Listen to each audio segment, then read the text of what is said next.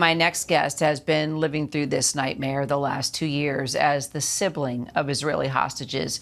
Liran Berman's twin brothers, Ziv and Gali, are among those kidnapped on October 7th, and he has spent every moment since fighting for their return. But this experience has not only altered their family's entire life, but it's left Liran haunted with nightmares as he struggles to sleep. He says he's plagued with irrational guilt because, as their older brother, he just wasn't there to help them on October 7th. Liran joins me now here on set. Good to see you again. Thank you for having me. 2 years. What is it like for you today? We are more hopeful than we've been for a very long time. This is the most hopeful I've been since January, that we can strike a deal. Why? Tell me why you're more hopeful now than you were previously. I think that the international pressure, also by the Arab nations, on everyone to sit down and finish this ordeal once and for all. I think this is unanimously the most pressure on Israel and Hamas that has been since the beginning, to end the war and to release all the hostages. So we are hopeful, we are still realistic. We've been there. We all waited for the 16th day in the second deal in January to presume the talk for the second phase. It collapsed. We were left heartbroken, but now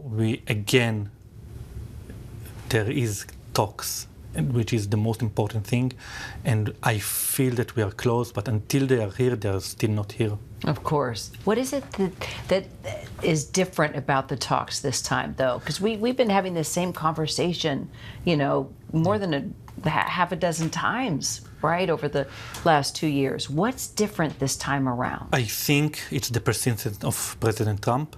Mm-hmm. His commitment to end this is words to our Prime Minister, his promise to our Prime Minister, the Prime Minister Netanyahu agreeing with President Trump, and the pressure on Hamas to sit down and accept it. Because we know that most of the deals, Hamas is the problem. Hamas could have ended this whole thing on October 8 by releasing all the hostages. And Hamas is still the main problem. But I think now there is tremendous pressure on both sides through President Trump to end this. And I feel, I don't know, it's irrational, but it's a feeling that it's the closest that we've been. So have you heard anything about the twins, any kind of update about your brothers at all? Not since February. Okay. February, when the second deal ended, released hostages saw them alive, saw them separately, sadly, but they were alive up until February. Since then, we got intelligence, which intelligence is it's something, but it's not eyewitnessing. It's not right. People saw them, saw their condition, but we have intelligence from February. They are alive, they are strong, they are surviving, they are survivors, and they will come out. We will hug them. I will be an uncle for their kids, but it's taking so long, and I just want to say that I'm sorry. I want to say to them that I'm sorry that it's taking this long. Why are you sorry? You're doing everything possible to advocate. Enough. I know. It's not enough. It's your brothers. It's my brothers. I wasn't there to help them on October 7th. I live with a guilt not just from not being there on October 7th, but I have a guilt that I have a choice of what to do with my life. I have a choice of opening the fridge and taking whatever from inside. I have a choice to go to the toilet by myself. No one is telling me when, how many times.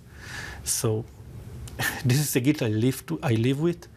And I promised to them that I will be an uncle for their little future kids, and I will do whatever it takes, no matter how long it will take. And I say how long it will take. This is the story I will say to them when we meet. I can't help but, I see 7:30. Tell me, we've got the ribbon. Tell me about 7:32, and you have to tell us about this T-shirt. This T-shirt. I love it.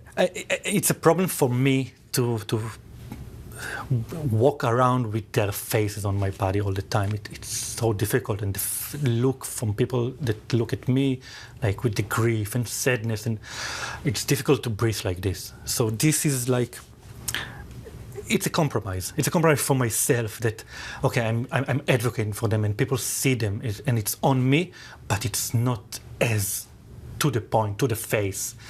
And the number, it's every day we replace the number until they are here. We are in day 732 now.